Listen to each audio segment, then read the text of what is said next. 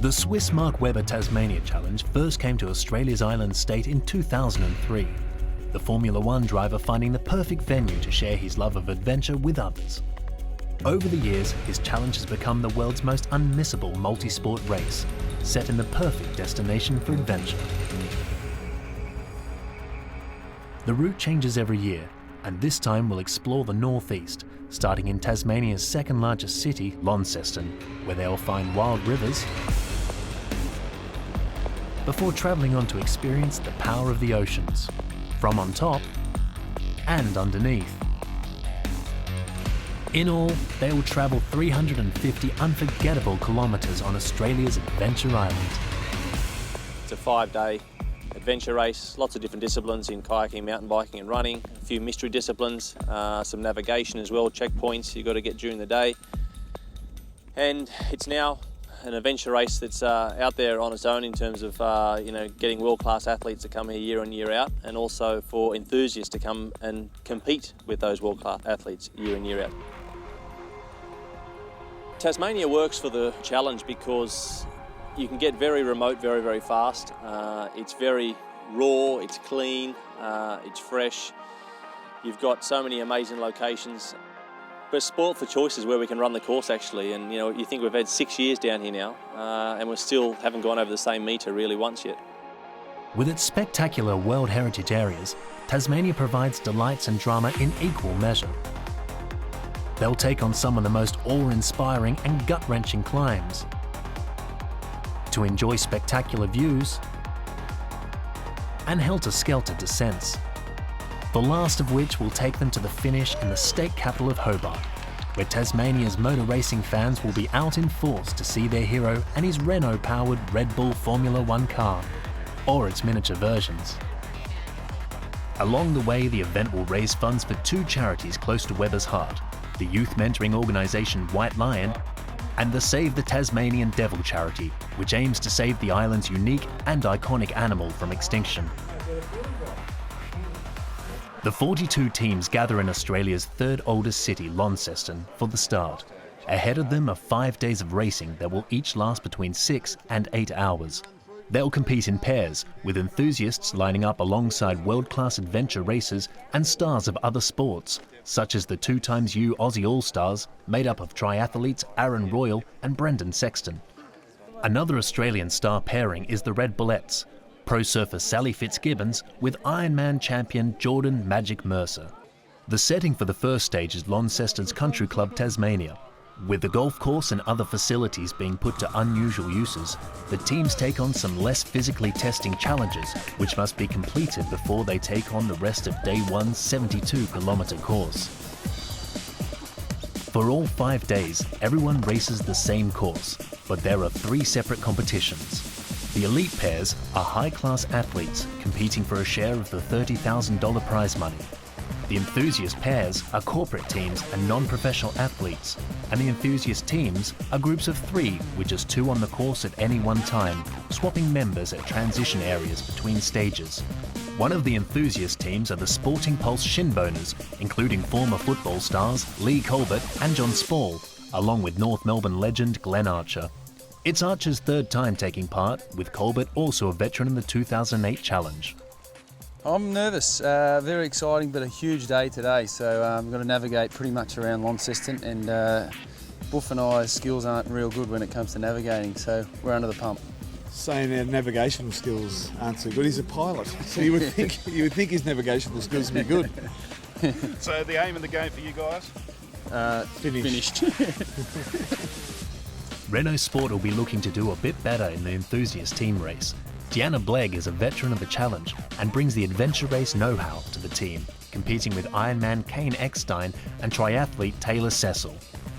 You race alongside other athletes, but other people that are new to the sport or dabbling in one sport to the other. So you're amongst so many new fresh faces. The energy is great. I'm really excited to be here.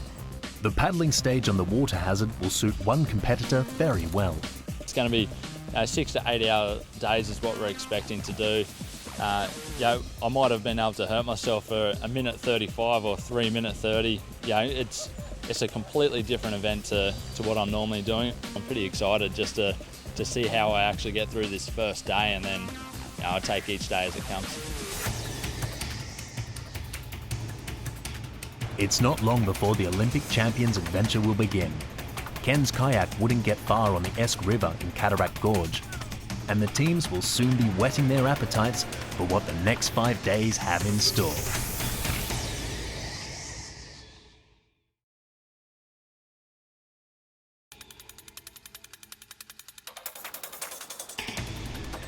Welcome back to the Swisse Mark Webber Tasmania Challenge. We're still in the centre of Launceston, but the teams are into their first adventure, rafting in Cataract Gorge. The teams share rafts for this stage, which means there's limited opportunity for the elite pairs to gain an advantage. On the right of this shot is New Zealander Richard Usher, a past winner of the event, 5-time winner of the New Zealand Coast to Coast, and adventure racing world champion. With that pedigree, Usher and fellow Kiwi Braden Curry, racing as Team Tasmania, start as the overwhelming favourites. I mean, a lot of people are looking at our team and going, well, you know, there's a lot of horsepower there, and I think we just have to be really patient and not try and win the race on the first stage of the first day, because, you know, there's a lot of good people here, and they're going to be able to, you know, to hang on for varying degrees of time. So I think you just have to race sort of a little bit within yourself and make sure you don't make any mistakes, and then when an opportunity presents itself, you just got to be ready to take it. In Cataract Gorge, Hydro Tasmania have let out more than enough wild water for a seasoned pro like Usher. Get down, hold on! He stays on board, others like Team Caltex aren't so lucky.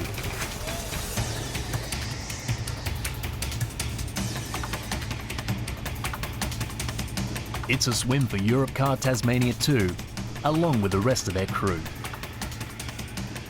As the gorge gets wider, the water becomes an unlikely calm, and as they beach the rafts, the race is on. The leading elite pair are Guy Andrews and Rob Pommy, Team Renault Adventure. Andrews is a former Ironman champion, experienced adventure racer and movie stuntman, who has competed in nearly every Mark Webber challenge and won it once. This small lead provides an opportunity he has to take. Well, we're first with about 5 other teams, so there's a lot of stuff going on right now. Just got to keep things focused right now. With riding, running and kayaking stages, there are 67 checkpoints to locate around Launceston today. Teams can take a shorter course and not get every checkpoint, but that will mean less time bonuses when they reach the finish at the Jamesburg Brewery. Chasing the leaders are the Aussie duo of Team Swisse Active, with challenge veteran Jared Kohler, third last year, partnering James Preto. The Kiwis, Usher and Curry, and Tasmanian residents Mark Hinder and Mark Padgett, racing as Team Ironhouse, are the defending champions. These elite teams are experienced adventure racers and generally navigate their way straight to the checkpoints. Others, like Team Qantas, will learn the ropes in the week ahead.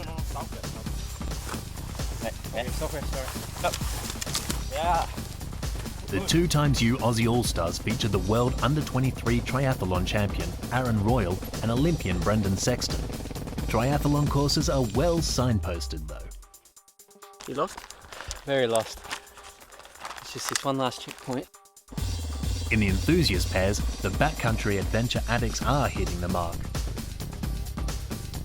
as are Renault Sport in the enthusiast teams. Next up is 11 kilometres in the kayaks, and while there's no navigation for the 2XU Aussie All-Stars to deal with, there is the matter of technique, and the French adventure racing world champions Jackie Bousset and Myriam Guillot, Team Pure Tasmania, are soon cruising by. It's back to school for many of the rookie teams. The Red Bullets are professional athletes and racing in the elite event, but they are adventure race newcomers too. Despite this, they do have plenty of background to bring to a multi-sport event. Surf Ironman star Jordan Mercer is a world champion and world record holder at paddle boarding. World-beating pro surfer Sally Fitzgibbons is also a former national cross-country running champion. You know, I've dabbled in all the elements of adventure racing but never put them all together, and you know, we're probably starting at the extreme end of things, jumping in the deep end here with what we've got in front of us for the next 5 days, but I feel like we've prepared as best we can, and then we just have to go for it. I think it's important to remember that we're always learning, and although it's one big day ahead and there's plenty of elements and different activities that we're doing, it's just one checkpoint at a time, one leg at a time, one day at a time. And hopefully you'll see some smiling faces at the finish before we know it. There's another 22 kilometres to cover before that finish line. And when they get there, it's Jared Kohler and James Preto of the elite pairs who are smiling the most. Swisse Active reached the brewery first to give Australia something to cheer. They're 17 minutes ahead of the defending champions, 22 minutes ahead of the favourites, and 35 minutes ahead of the early leaders, Renault Adventure. Probably got some of the best adventure racing and triathletes in the world here doing the event. So yeah, we're pretty happy that we got the win and with our day. Chris Morgan and Karsten Forsterling both won medals at the London Olympics in rowing. Racing as Team James Bogue, they are 6th and have more than earned a draft of the team beer. First time for both of us and thoroughly enjoyed it. Amazing scenery, amazing event. What about the whitewater rafting down the famous Cataract Gorge? I don't need the rafting. First bump, it spat me out and I just did it on my ass. So yeah, that was good fun. I'll be a bit bruised and battered tomorrow, but wouldn't trade it for anything else. It's an adventure. And as the first day of it comes to a close, the Adventure Addicts are 3rd in the enthusiast pairs, behind Tilford Auto Group and X-Tech. The enthusiast teams is close fought between Renault Sport, Qantas and Rexona No Quit. The whitewater rafting this morning, that was just awesome. That was just so much fun. The downhill killed my quads. The whole day I've been gritting my teeth, mate. I couldn't wait to cross the finish line. It's awesome, it's a great first day. Renault Sport would agree, they're leading the enthusiast teams. We love the navigation, there was all these little checkpoints, but they were deep in the bush and you really had to look for them, so it was good to, especially the mountain bike, love the mountain bike. Me and Taylor, we hadn't been on it that much and he took a few spills, which were pretty funny to watch, but yeah, it was a good fun day. So far, so fun, but day 2 might make him think again. Join us after the break as the challenge goes onwards and upwards.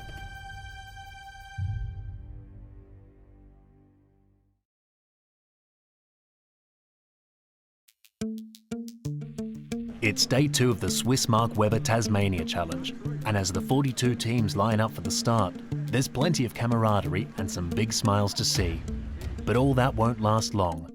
They'll soon be facing their first big test of the event, as they ride their bikes a short distance to the east, away from Launceston and into the wild mountains of Ben Lomond National Park. 20% of Tasmania consists of World Heritage areas, and there are 19 national parks, all of which are protected by the Tasmanian Parks and Wildlife Service, so that everyone, from tourists to adventure racers, can enjoy the landscape. Today they're going to be going up Jacob's Ladder, which is a very, very steep climb on the mountain bikes to start with. That's going to sort them in from the boys out very, very early in the day. And then they're going to come into Ben Lomond, up over the back, on the foot as well. A bit of mountain biking as well, really, really rough under feet, really craggy, cut your legs a little bit. Winter or summer, it's pretty brutal up there.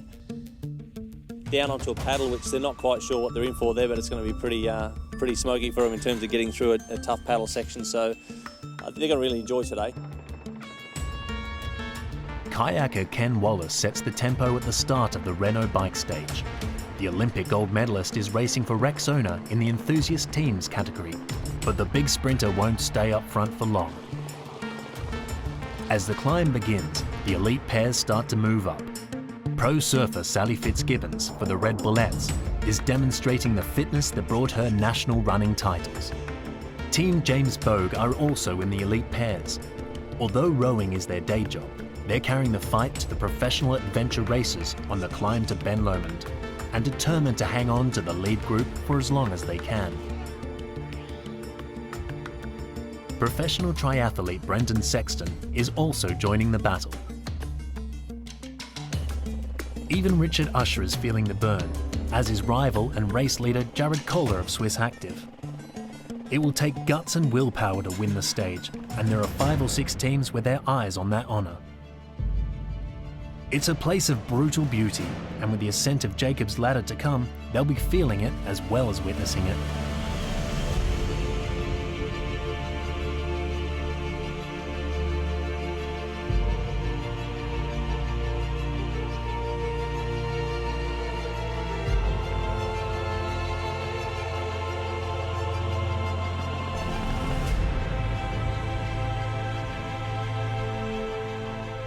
On a climb like this, there are plenty who run out of gears.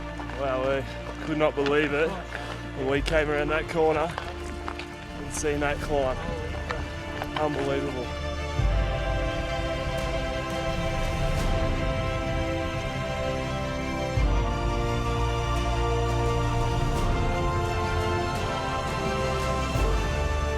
One team that don't give in to the gradients are the rowers, Team James Bogue, who beat the Pro Adventure racers to the start of the Rexona Run stage. But with an eager Team Swisse active behind, the overtake doesn't take long. Jared's back in front, but the leaders will soon find that this pace is not sustainable on the rough ground ahead. This 20-kilometre mountain running stage will take our teams on a route that includes Tasmania's second highest summit, Legs Tor. Only 45 minutes from Launceston, the Ben Lomond Range is a thriving ski area in the winter, and in the spring and summer, a base for breathtaking walks or running races like this. Getting on today? Good, mate. Good day. Good day so far. Hilly, but love it. Tough.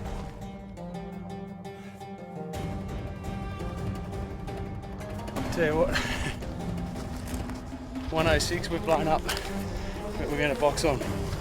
The climb up Ossian's Throne will take them to a series of summits that line the ridge and some views worth pausing for.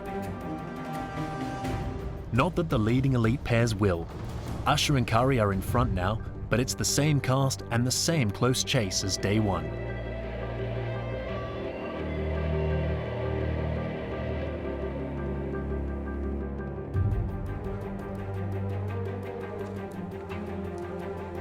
And afterwards, a 40-kilometre descent, partly hike and partly bike, takes them to the North Esk River.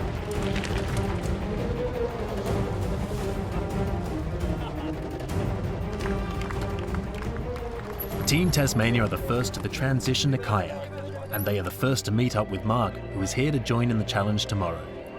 Richard Usher's in the middle of his race though, and there isn't time for much of a chat now.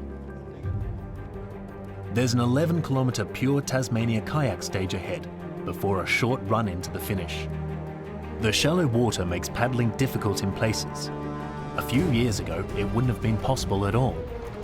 Willow trees were planted on Tasmania by the first settlers, but in some places, including North Esk, they have come to choke the water flow. Tasmania's willow control programs have successfully restored a babbling river, and amongst our paddlers, the Australians have made the most of it.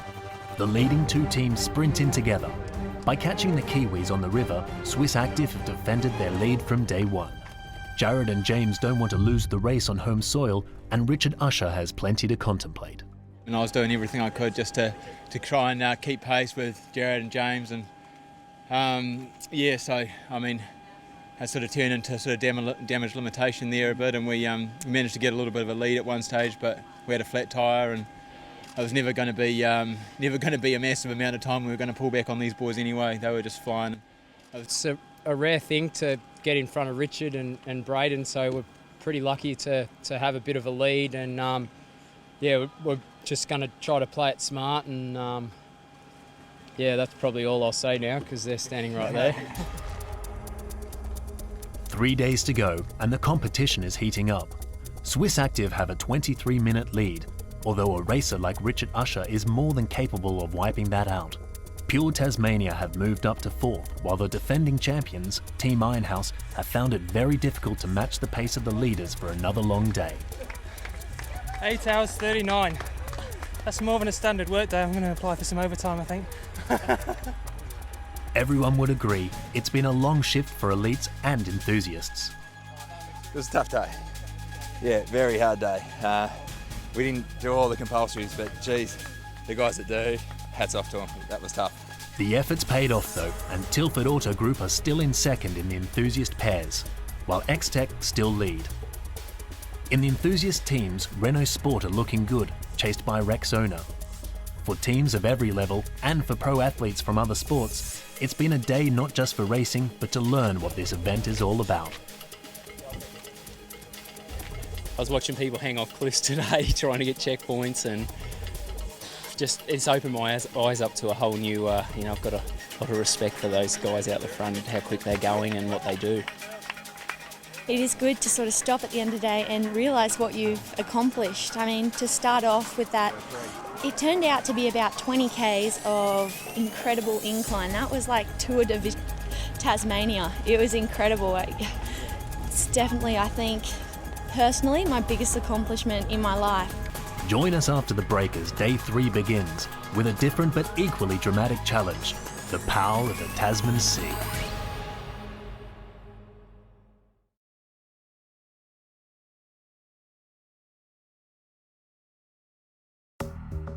Taking place on the east coast of Tasmania, in the Scamander and St Mary's regions, Day 3 of the Swisse Mark Webber Tasmania Challenge will present the teams with another huge test as they take on the surf of the Tasman Sea. It's also the day that Mark Webber enters the competition. Got coastal run to start with, sand, rocks, and then a long paddle, 20k paddle pretty much. Bit of ocean, then we go inland, nice river paddle, which would be a change of scenery for people. That's quite spectacular in there. Then a long mountain bike, a few checkpoints to get there and a bit of climbing here and there, and then another little run at the end. But really good day, nice backdrop. We've never seen it this tight into this, this duration of the race, so be interested to see how it goes today. As he's entering the competition late, Mark is not eligible for the elite event. He's competing in the enthusiast category, paired today with Ironman legend Darren Mercer, father of the Red Bullets Jordan. The day begins with a run along 4 Mile Beach, but the soft sand and rock hopping make it hard going for Mark's introduction to the challenge.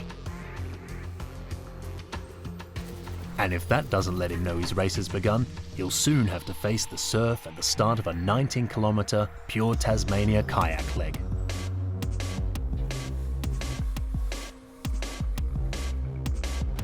Swisse Active have a small lead on the Kiwis, Usher and Curry, as they power out through the waves.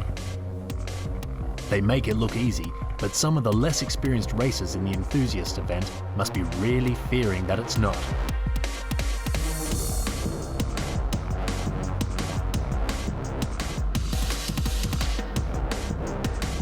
Even if you don't go in straight away, the boat can fill up with water and become unstable, making a capsize even harder to avoid. The Sporting Pulse shinboners Glenn Archer and John Spall have taken on water. The former footballers are upright but unsteady. It might only take one wave.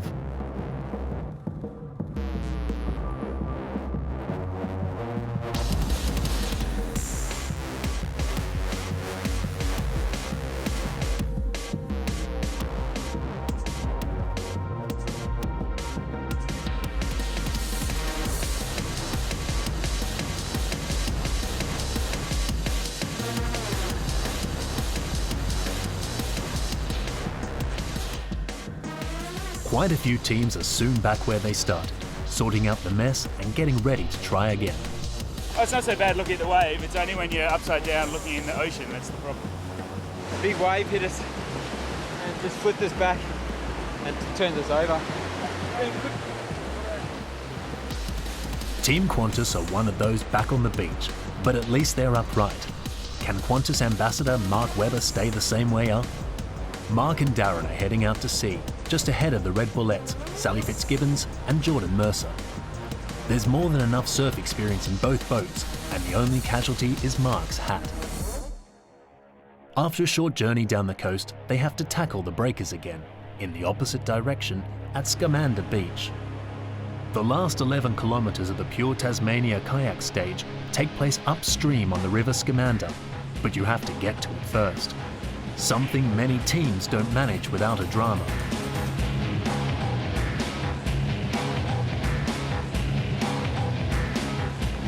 Perhaps surprisingly, the Red Bullets are among those taking a swim.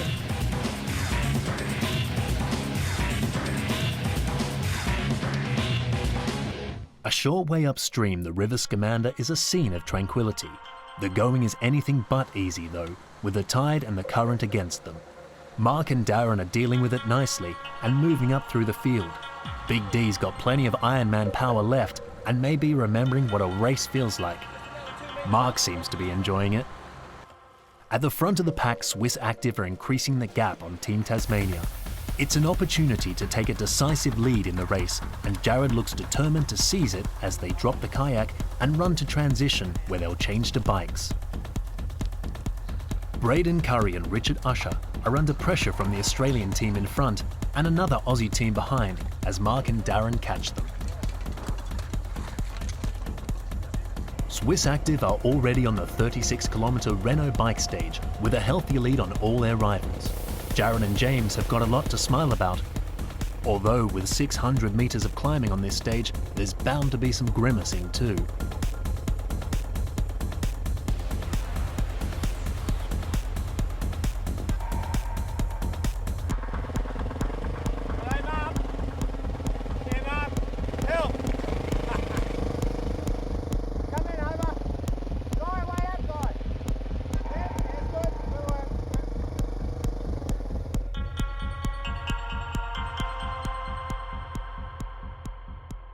From St Patrick's Head, you get an idea of how far they've raced today, and the 700-metre summit is where they're going next. At that height, it's only a mini mountain, but it has all the features of a full-sized one, including some hair-raising scrambles to the top, and a panorama of Tasmania's east coast when you get there. The leading enthusiast pairs take a moment to enjoy it.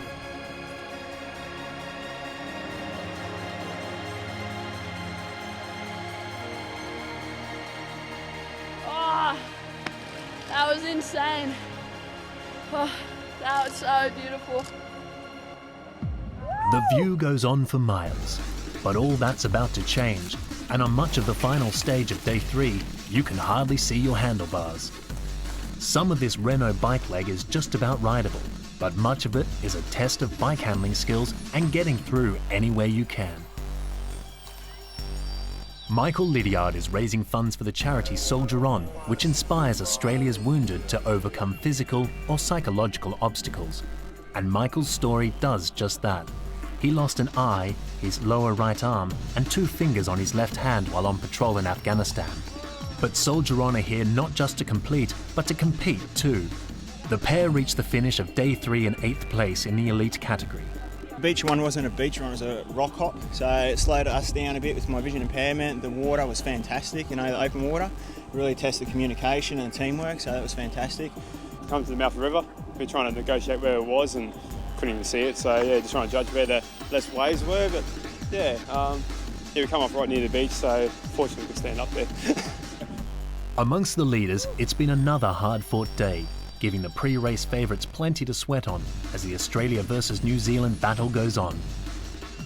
Swisse Active have a slightly bigger advantage over the Kiwis than they did at the end of day 2, and the Aussie underdogs' confidence is perhaps growing. Braden and Rich have always been a little bit further ahead, so it's kind of good to get a chance to battle against them and so far knock them off. So just another 2 days to go, try to hold them off. The leading enthusiast pairs have also had a successful day on land and water. Punched through a few waves, Jared got a couple in the head. Yeah, happy to get out the mouth and then tick up north. Caught a good one in to get through the bar and we were pretty happy, saw a few people go in. But they weren't one of them, and they have the advantage over Tilford Auto Group, while Renault Sport are racing away with a teams category. Australia's on top in every section of the race, but the finish in Hobart is still 2 days away. A lot can and will happen before then. Join us for the rest of the journey after the break.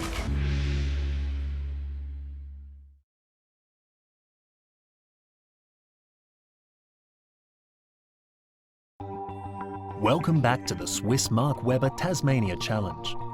The 42 teams are heading for the start line of a 4th day of adventure. At least before the start, they can save their legs and proceed by Renault power. There are still 2 days and over 100 kilometres of racing before they reach the finish in the state capital of Hobart. At the northeastern tip of Tasmania, the Bay of Fires was named in 1773 by English sea captain Tobias Furneaux, the first man to circumnavigate the Earth in both directions. In 2009, it was voted one of Lonely Planet's top 10 holiday destinations in the world. Day 4 of the challenge starts here, and we'll explore what the area has to offer. Yeah, the Bay of Fires is beautiful, especially on a sunny day. It's a nice ocean paddle to start with. A couple of optional CPs if you want to pick those up, and then a bit of a mystery discipline off the back of that, so that's going to be interesting to see how people handle that. And then it's a decent run actually, a coastal run, about a 10k coastal run, and then a solo mountain bike inland, and then we get back in the boats, finish off. The day begins with a 3-kilometre dash to kayaks across the massive granite rocks with their distinctive orange lichen. Mark is paired with adventure racer Darren Clark today, aiming for another successful outing in the enthusiast team category. In the elite pairs race, James Preto of Swisse Active is still in the mood to race hard from start to finish, but a wrong turn in search of the first checkpoint leaves him high and dry. Despite that mistake, Swisse Active are first away on the Pure Tasmania kayak stage. Team Tasmania are just behind them, with Webber and Clark also chasing. They are just one of the enthusiast teams giving the elite pairs some extra competition. Team Rexona, powered by Olympic kayak champion Ken Wallace, are soon in the lead.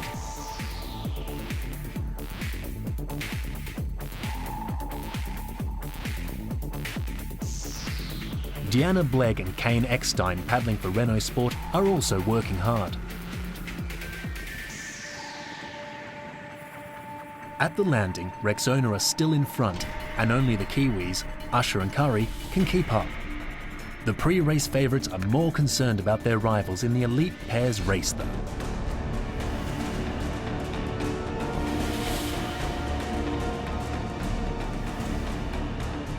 Swisse Active won't want to let the New Zealanders get away.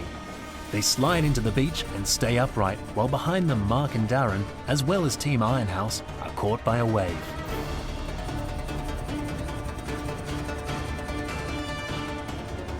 To continue, the kayaks must be dragged over 200 metres of sand. Then it's back to paddling in Sloop Lagoon.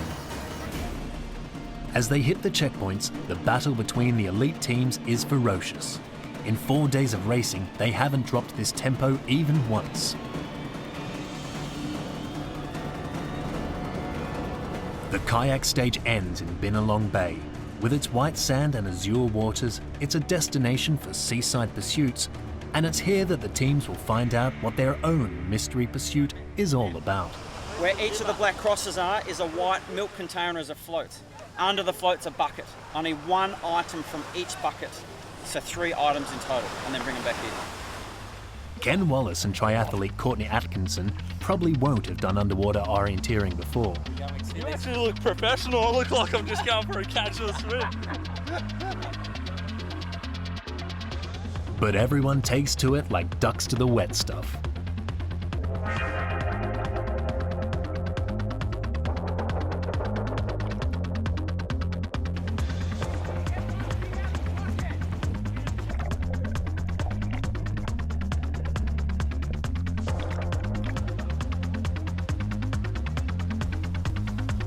How was that? Yeah, good. Cold. They can dry off on the 10 kilometres of running left today. It's a breeze to start with, but when they reach the Perron Dunes, the breeze is becoming a storm, and with the wind and soft ground, they're soon stumbling. Tasmania is a mountain biker's paradise, and there's also another 25 kilometres of trails to enjoy.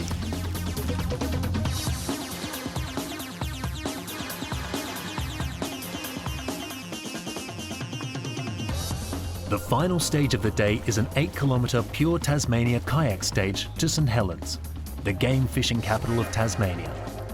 By now though, the wind has risen to gale force, and with even the jet skis scurrying for cover, only motorised transport can safely make headway against the wind, and the stage is cut short. Once again, the strongest over the whole day, Team Swisse Active are first to the repositioned finish line. They've more than doubled their lead today, and are just under an hour to the good. The pre-race favourites Usher and Curry could be running out of time.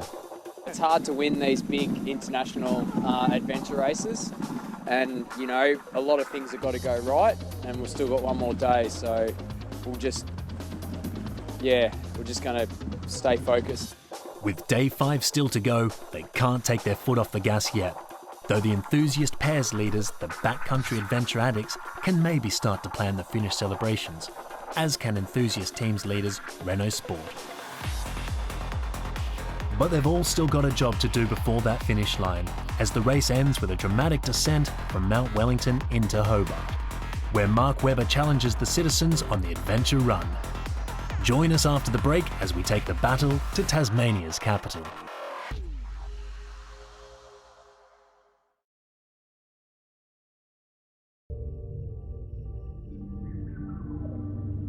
Welcome back to the Swisse Mark Webber Tasmania Challenge, which sees the teams arrive in the state capital of Hobart. The second oldest city in Australia, much of it built by convicts, it's brimming with cultural and culinary attractions and has been voted one of Lonely Planet's top 10 cities in the world to visit in 2013. On the shores of the Derwent River, Hobart is overshadowed by the magnificent Mount Wellington. And 1,200 metres above the sea, that's where the last day's racing will start, with a downhill dash to the finish at the waterside.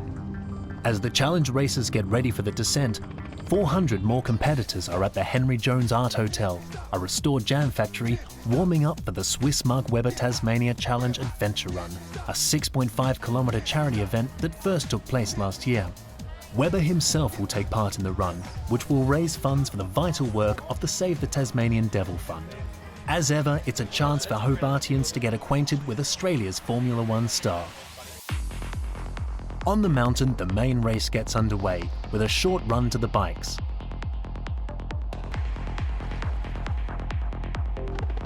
Jared Kohler of Team Swisse Active looks nervous. Competing in the elite pairs with James Preto, he's on the verge of the biggest win of his career, beating New Zealanders Richard Usher and Braden Curry. The Aussie duo must race aggressively for one more day to preserve their lead in the standings.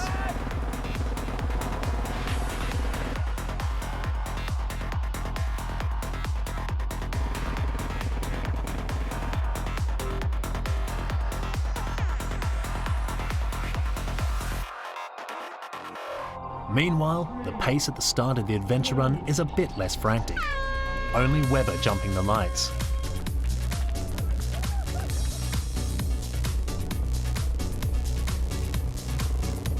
The runaway leader, though, is a local man, Chris Sullivan, with Mark happy to have a more social run.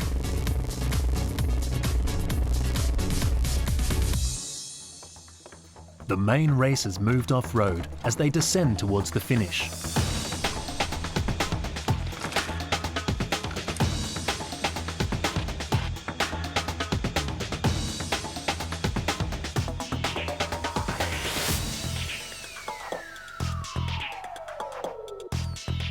As they finally reach the Derwent River, there's just a short, pure Tasmania kayak stage to go, and it looks like there's no way Swisse Active can be denied this year.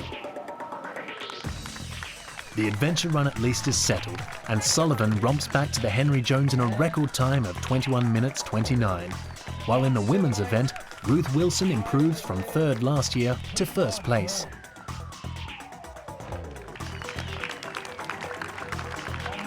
Mark finishes in company and has saved something for a few hundred high fives with those behind him.